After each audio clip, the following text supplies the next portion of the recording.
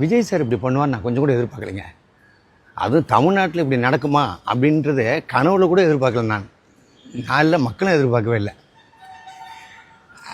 Sir பதவி ஏற்ற நாளில் இருந்த அவர் சொல்கிற வார்த்தை ஆட்சியிலையும் பங்கு அதிகாரத்துலையும் பங்குன்னு சொன்னார். இன்னொன்று, இன்றைக்கி நியூஸை எல்லாரையுமே பார்க்க வச்சுட்டாரு. குழந்தைங்கள்லேருந்து பெரியவங்க வரைக்கும் எல்லாரையும் பார்க்க வச்சுட்டாரு. பதவி ஏற்றுக்கிட்ட நாள்லேருந்து இன்றைக்கி வரைக்கும், நான் இப்போ பேசிக்கிட்டீங்களா, இன்றைக்கி வரைக்கும் ஏதோ ஒரு ட்விஸ்ட் நடந்துக்கிட்டே தான் இருக்குது. அது ஜனங்க நடுவில் பெரிய வரவேற்பை கொண்டாடுது.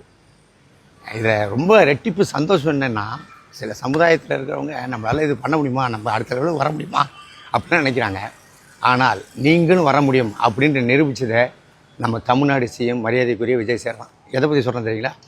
பட்டியலத்தை சேர்ந்தவங்க 7 பேரை எம்எல்ஏ ஆக்கியிருக்கலாம், ஆனால் அமைச்சர் ஆக்கியிருக்காருங்க. இது எவ்வளோ பெரிய விஷயம்.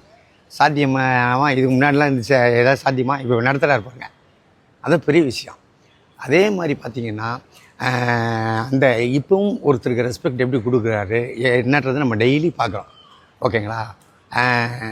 என்ன சொல்கிறது, தமிழ்நாடு உண்மையாகவே பெருமையாக இருக்குது இவரை சிஎம்மாக நம்ம தேர்ந்தெடுத்ததுக்கு. All the best sir. எப்பயும் சொல்கிறது தான், உங்களுக்கு உறுதுணையாக இருப்பேன். நன்றி.